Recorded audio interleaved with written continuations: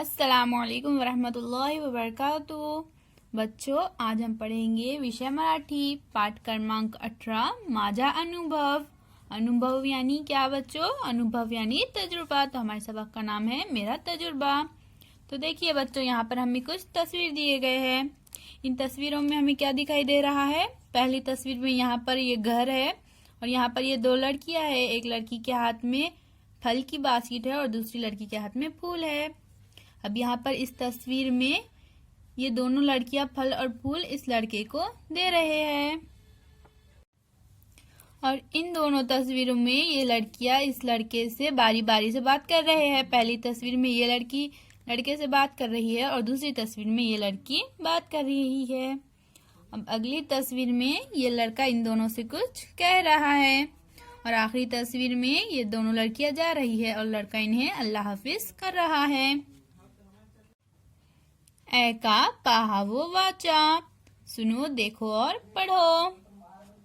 चंदन माझा व सुमाचा मित्र आहे, तो आजारी पडला म्हणून आम्ही त्याला भेटायला निघालो।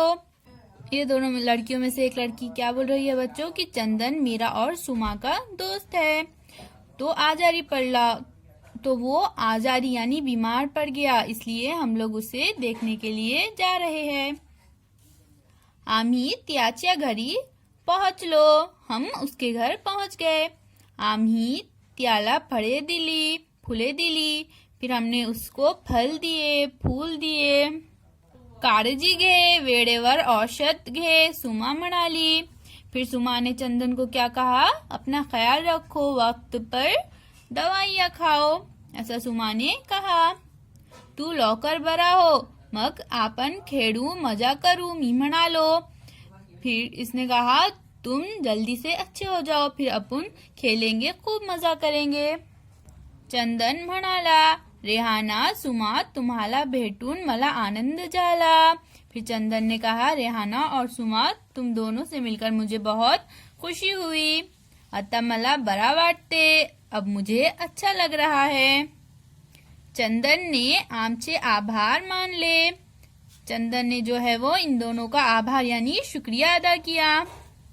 निघताना चंदनचा चेहरा हसरा दिसत होता। निकलते वक्त चंदन के चेहरे पर खुशी नजर आ रही थी। चंदन का चेहरा जो है वो खुश खुश नजर आ रहा था। हे पाहुन आम्हालाही आनंद झाला, ये देखकर हमें भी बहुत खुशी हुई। अल्लाह हाफिज।